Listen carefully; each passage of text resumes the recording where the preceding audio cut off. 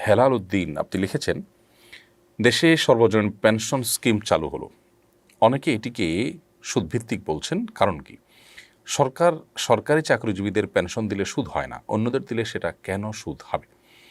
বা হেলাল উদ্দিন, আমরা এ বিষয়ে আমাদের ভেরিফাইড ফেসবুক পেজে ইতিমধ্যে জানিয়েছি যে পৃথিবীর বিভিন্ন দেশে সার্বজনীন পেনশন চালু আছে।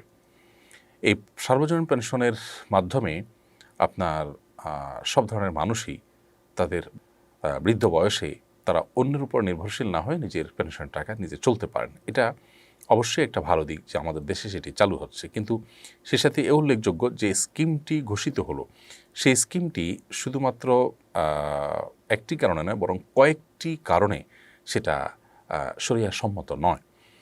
সেখানে একজন মানুষ যা জমা দিবেন তার চাইতে কম পাওয়ারও কিন্তু সম্ভাবনা আছে, অর্থাৎ সেরকম স্কোপও আছে। আবার অনেক বেশি পাওয়ারও সম্ভাবনা আছে, এবং নির্দিষ্ট টাকা দেওয়ার পর তার চাইতে কম কিংবা বেশি দুইটা পাওয়ার সম্ভাবনা আছে। এটাকে বলা হয় গারার। আর এই গারারের কারণে ইসলামের শরিয়াতে অনেক লেনদেনকে ইসলামের শরিয়াতে জায়েজ মনে করা হয় না। এবং সেই সাথে আপনার অতিরিক্ত যেটা দেওয়া হচ্ছে, সেই অতিরিক্তটা কিসের ভিত্তিতে দেওয়া হচ্ছে? নিশ্চয়ই সেটা বাণিজ্যিক ভিত্তিতে নয়। তো ইনভেস্টমেন্টের বিপরীতে অতিরিক্ত যা নিচ্ছি আমরা, সেটা সুদে গণ্য হচ্ছে। এছাড়াও আকলু আমওয়ালিন নাস বিল বাতিল, ইসলামী শরিয়ার মূলনীতিতে আপনার এই একটি বিষয় আছে যার ভিত্তিতে ইসলামী অর্থনীতিতে অনেক লেনদেন হারাম হয়। মূলত ইসলামী অর্থনীতি মানুষের অধিকারকে সংরক্ষণ করবার জন্য আল্লাহ তার রাসূল সাল্লাল্লাহু আলাইহি সাল্লামের আলোকে অনেক বিধিনিষেধ আমাদের জন্য আরোপ করেছে, এবং সে বিধিনিষেধ লঙ্ঘন করা কোনো মুসলমানের জন্য জায়েজ হবে না। সে আলোকে সার্বজনীন পেনশনের যে বর্তমানে স্কিম বলা হয়েছে, সেটি শরিয়া সম্মত কোনোভাবেই নয়।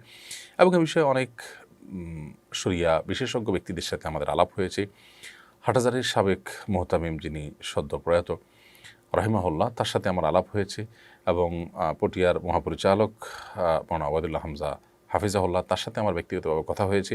দেশের শীর্ষস্থানে অনেক ওলামাদের সাথে আমার কথা হয়েছে। তারা সবাই এটা নিয়ে ভাবছেন যে বিকল্প কি স্কিমের প্রস্তাব দেওয়া যায়। ইতিমধ্যে আমরাও বিভিন্নভাবে সরকারের কাছে প্রস্তাব জানিয়েছি যে সুদ মুক্ত বা আপনার সুদ ছাড়া শরিয়াভিত্তিক কোনো স্কিমও যেন চালু করা হয়, কারণ দেশের নাগরিকদের একটা বড় অংশ সুদকে ঘৃণা করে।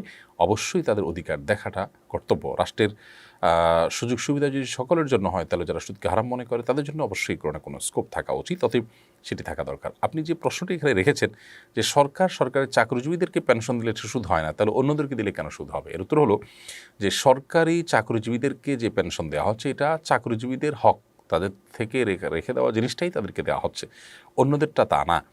এবং সরকারি চাকরিজীবীদের ক্ষেত্রে হারাম হওয়ার কোনো কারণ কিন্তু বিদ্যমান নয়, তাদের থেকে যা কাটছে এবং সেটা সরকার দিচ্ছে তাদেরকে, এবং তাদের প্রাপ্য এটা। কিন্তু অন্যদের কাছ থেকে সুনির্দিষ্ট টাকা নিয়ে তার বিপরীতে আপনি অতিরিক্ত কিংবা কম টাকা দিচ্ছেন, সেটা কনভেনশনাল যে আপনার ইন্স্যুরেন্স আছে তার মতোই হুবহু। তো কনভেনশনাল ইন্স্যুরেন্সের যে আইডিয়া অনেকটা সেটার মতোই এটা হয়েছে, এবং সেটি যে হারাম, অর্থাৎ কনভেনশনাল আপনার বিমা সেটি যে হারাম, সে ব্যাপারে কারো কোনো সন্দেহ নেই। অতএব সর্বসাকুল্য কথা হলো যে এটি মৌলিকভাবে সাধুবাদযোগ্য একটি উদ্যোগ হলেও এর জন্য সুদমুক্ত একটা উইং খোলা সময়ের সবচেয়ে গুরুত্বপূর্ণ দাবি। আর না হলে এটি আমরা মনে করছি যে এটি সর্বজনীন হবে না, কারণ সর্বজনীন হতে হলে দেশের বিপুল সংখ্যক মানুষ যে সুদকে হারাম মনে করে, তাদের দিকটি বিবেচনা রাখতে হবে।